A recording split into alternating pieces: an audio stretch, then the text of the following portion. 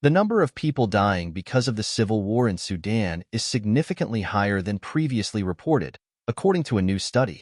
More than 61,000 people have died in Khartoum state, where the fighting began last year, according to a report by the London School of Hygiene and Tropical Medicine's Sudan Research Group.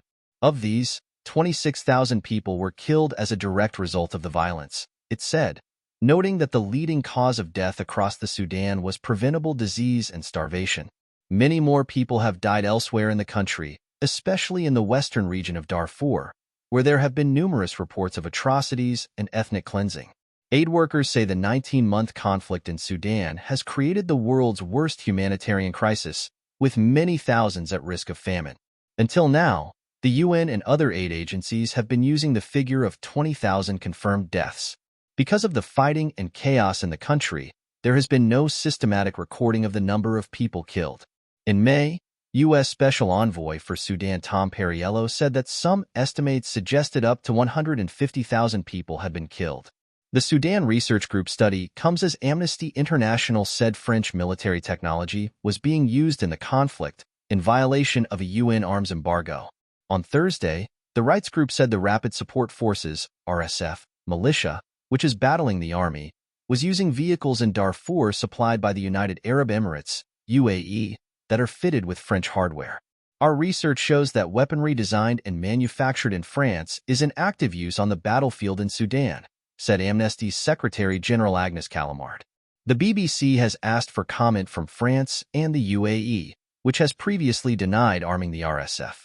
The Galix defense system, made in France by companies Candies and Lacroix, is used for land forces to help counter close-range attacks.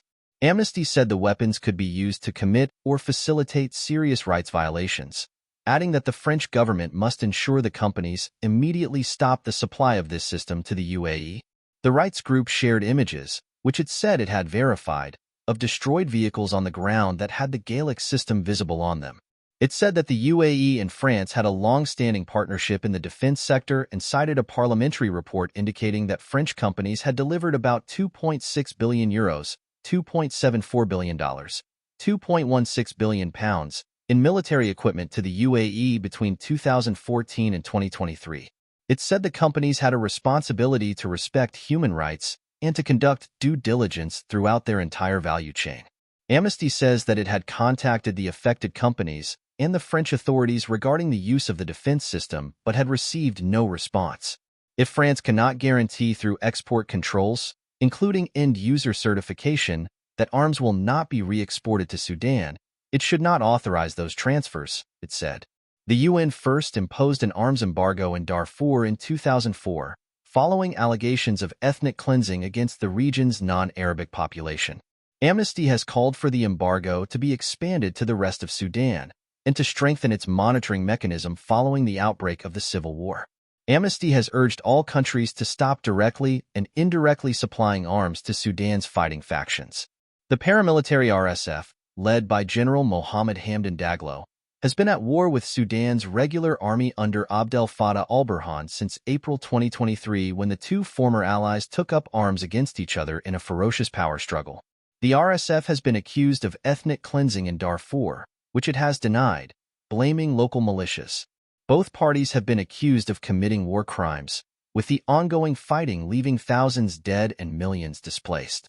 In August, a UN-backed committee of experts declared famine conditions in parts of Darfur.